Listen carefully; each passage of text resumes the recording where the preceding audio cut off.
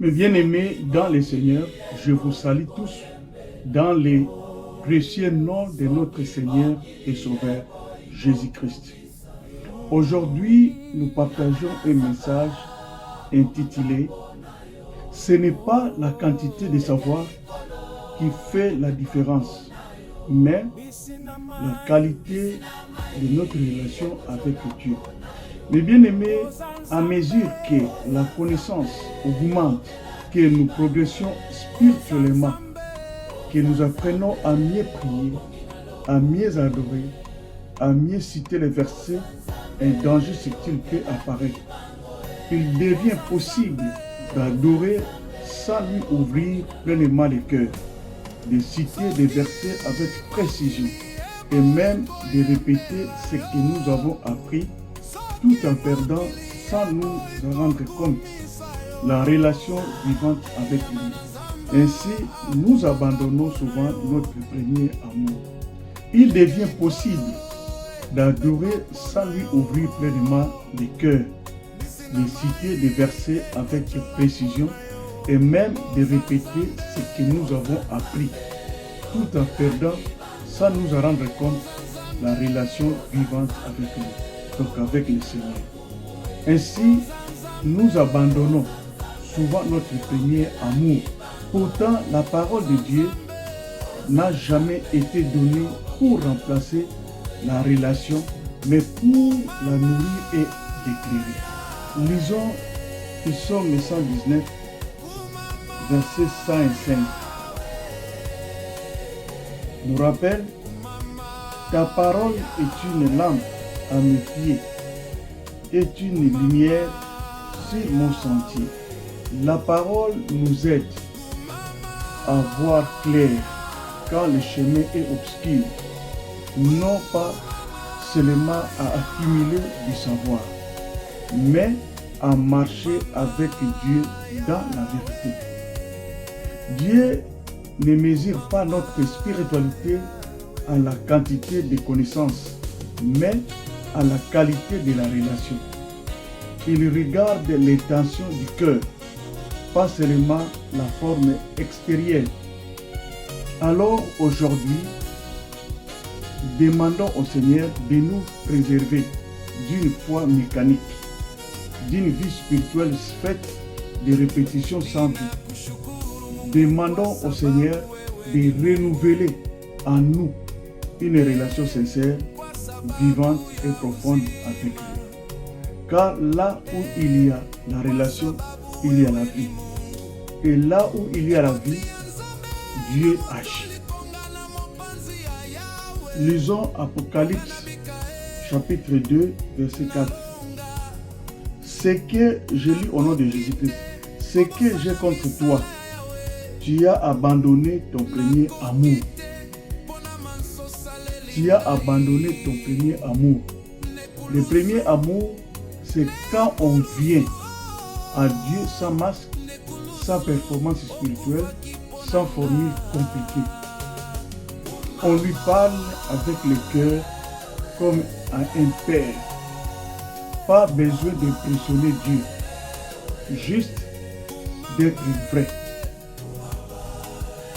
Romains chapitre 2 verset 13. Je lis au nom de Jésus-Christ. Mais ce sont ceux qui la mettent en pratique qui seront justifiés.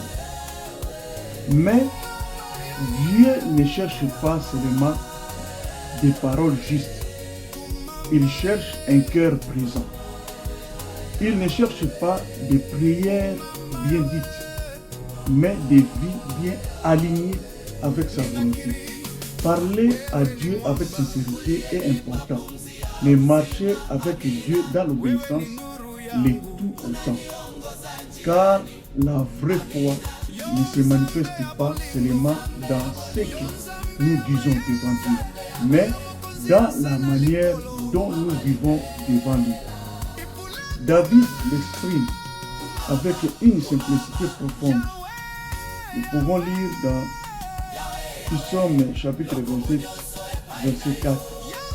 Je lis au nom de Jésus-Christ. Je demande à l'Éternel, ça c'est le roi David, je demande à l'Éternel une chose que je désire ardemment, habiter toute ma vie dans la maison de l'Éternel, pour contempler la beauté de l'Éternel et pour admirer son temple. Le roi David, dans sa prière, ne demande pas d'abord des solutions, des victoires ou des délivrances. Il demande une chose, demeurer dans la présence de Dieu. Voilà le cœur du premier amour. Désirer Dieu lui-même, plus que ses interventions. Cependant, nous vivons sans s'en rendre compte. Une foi sans intimité avec Dieu est une vie spirituelle faite de répétitions sans vie. Nous accomplissons des gestes spirituels, nous suivons des habitudes, récitons des prières, mais notre cœur n'est plus réellement connecté à la présence de Dieu. Nous avons peur que sortir de cette routine spirituelle qui dérange notre équilibre, qui bouscule notre habitude ou qui exige plus de dépendance envers le Saint-Esprit. Alors, par crainte de perdre le contrôle, nous préférons rester dans ce qui est connu, familier et confortable. Pourtant, en réalité, l'ignorance ne protège jamais l'âme. Dépendre davantage du Saint-Esprit, il préfère rester. Donc nous préférons rester dans ce qui est connu, familier et confortable. Rester dans une foi routinière ne préserve pas la paix. Au contraire, cela affaiblit progressivement la vie spirituelle. Une foi sans intimité devient une foi mécanique, formelle, qui garde l'apparence de la piété, mais en renie la puissance. Dieu ne nous appelle pas à une vie spirituelle basée sur des répétitions sans vie, mais à une relation vivante, dynamique et conduite par son esprit. Car ce n'est pas la quantité d'activités spirituelles qui produit la transformation, mais la profondeur de la communion avec Dieu. La parole de Dieu nous donne un exemple très clair avec Marthe et Marie. Marthe servait Jésus-Christ. Elle faisait de bonnes choses. Elle était active, engagée, occupée pour le Seigneur. Mais plus elle servait, plus elle devenait agitée, frustrée, tendue. Marie, elle, a fait quelque chose de simple. Elle s'est assise au pied de Jésus pour l'écouter. Et Jésus ne dit pas que Marthe faisait mal. Il révèle simplement les problèmes. Elle faisait beaucoup sans prendre le temps d'être avec elle. Le service avait remplacé l'intimité. Et c'est exactement le danger pour nous aujourd'hui. On peut prier beaucoup, adorer régulièrement, connaître les versets par cœur, répéter ce qu'on a appris, tout en perdant la relation vivante avec Dieu. On peut être très occupé pour Dieu et pourtant rester loin de Dieu. Alors, le vrai danger, ce n'est pas de s'approcher du Seigneur. Le vrai danger, c'est de rester dans une foi mécanique, religieuse, sans intimité. Car Dieu ne nous appelle pas d'abord à faire, il nous appelle à être avec lui. Et c'est seulement à partir de cette intimité que notre prière, notre adoration et notre service prennent toute leur valeur. Lisons 2 Timothée chapitre 3 verset 5. Je lis au nom de Jésus-Christ. Ayant l'apparence de la piété, mais régnant ce qui en fait la force. Éloigne-toi de ces hommes-là. Et bien aimé, on peut avoir l'apparence de la piété, prier, chanter, citer les versets et pourtant avoir perdu la force parce que la relation avec Dieu s'est affaiblie.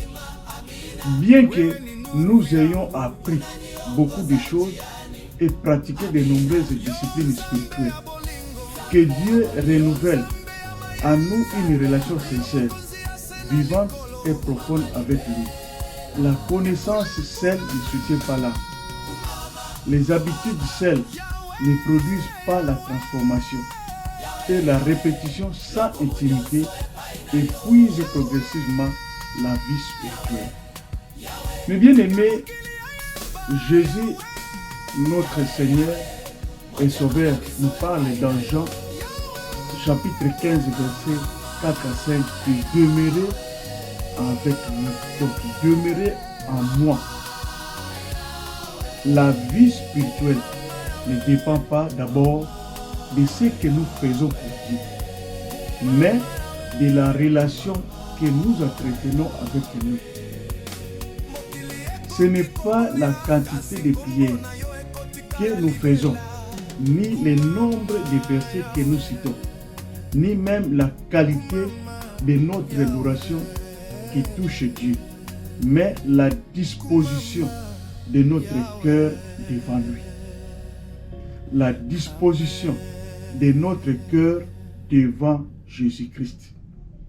Dieu ne cherche pas des paroles parfaites, mais un cœur présent, humble et ouvert. L'activité peut impressionner les hommes, mais c'est l'intimité qui touche le cœur de Dieu. Sans relation, l'adoration devient du bruit. Et sans cette connexion vivante, nos prières deviennent déformées, nos versets de répétition et notre adoration une simple routine, comme l'apôtre Paul qui disait « Je suis un airain qui résonne » ou une cymbale qui retentit. Mais lorsque nous demeurons en Christ, tout ce que nous faisons comme prière, adoration, service de Dieu vivant, porteur de fruits et agréable à Dieu. Mais bien aimés dans le Seigneur, allons donc au-delà d'une foi, des routines et des pratiques et revenons à une relation marquée par l'intimité, l'écoute et la dépendance au Saint-Esprit. Car là où il y a une véritable relation, il y a la vie. Et là où il y a la vie, Dieu agit avec puissance. Mais bien aimé dans le Seigneur, le prophète Ésaïe illustre exactement ces problèmes dans Ésaïe chapitre 29, verset 13. Nous parlons de Dieu, nous chantons, nous prions et nous connaissons les formules. Mais notre cœur n'est pas engagé. Dieu ne demande pas plus de paroles. Il demande un cœur qui les suit. À comprendre, sans relation réelle, il n'y a ni vie ni victoire. Dans les combats spirituels, l'ennemi ne craint pas les lèvres. Il reconnaît la proximité du cœur avec Dieu. On peut honorer Dieu avec la bouche tout en restant dans la barque. Mais seul un cœur engagé ose sortir et marcher avec lui. Oser nous montre les conséquences du rejet de la connaissance relationnelle de Dieu. Jean nous révèle que cette connaissance relationnelle est la source même de la vie. Ce n'est donc pas plus de savoir, plus de religion, plus d'activités qui sauvent et transforment. Un exemple, aujourd'hui, beaucoup de nos bien-aimés sont très impliqués Ils servent à l'église ou au ministère, participent aux différentes réunions de prière, connaissent les chants et les versets et sont actifs dans les activités spirituelles. Pourtant, certaines d'entre eux se sentent spirituellement fatigués, vides ou sans victoire. Pourquoi? Parce que notre vie spirituelle est devenue une activité, c'est-à-dire on prie par devoir, pas par des désirs. On lit la Bible pour finir un plan, pas pour écouter Dieu. On sert par habitude, pas par amour, et on adore par routine, pas par communion. La vie spirituelle devient un agenda bien rempli et non plus une relation. À l'inverse, un bien-aimé qui prend chaque jour un temps simple dans la chambre haute, le bien-aimé, pour parler à Dieu, l'écouter et lui obéir, marche souvent avec plus de paix, plus de clarité et plus de victoire, même s'il fait moins d'activités visibles. La chambre haute. Dans le combat spirituel, la connaissance intellectuelle sans relation produit la sécheresse. La relation vivante avec Dieu produit l'autorité. Ce que Dieu reproche dans Osée 6.6, Jésus les restaure dans le livre de Jean, dans le chapitre 17, verset 3. Est-ce que, les bien-aimés, je connais Dieu par habitude religieuse ou est-ce que je le connais par une relation vivante avec lui? Mais bien aimé, une question nous est posée. Est-ce que je connais Dieu par habitude religieuse ou est-ce que je le connais par une relation vivante avec lui? Beaucoup de nos bien-aimés accumulent des enseignements, des versets, des prédications, des connaissances bibliques. Mais le savoir sans relation ne produit pas la transformation. Le savoir sans relation ne produit pas la transformation. La différence spirituelle se fait quand la connaissance devient communion, obéissance, dépendance, intimité avec Dieu. Qu'elle nous dit le roi David dans Psaume 25, verset 14. Je lis. L'amitié de l'Éternel est pour ceux qui le craignent, et son alliance leur donne instruction. Et son alliance leur donne instruction. Ça, c'est le roi David. Dieu partage ses secrets avec ceux qui marchent dans l'intimité, pas avec les experts religieux. Dieu ne cherche pas des experts, il cherche des intimes. Mais bien aimé, ce n'est pas la quantité de savoir qui fait la différence, mais la qualité de la relation avec Dieu.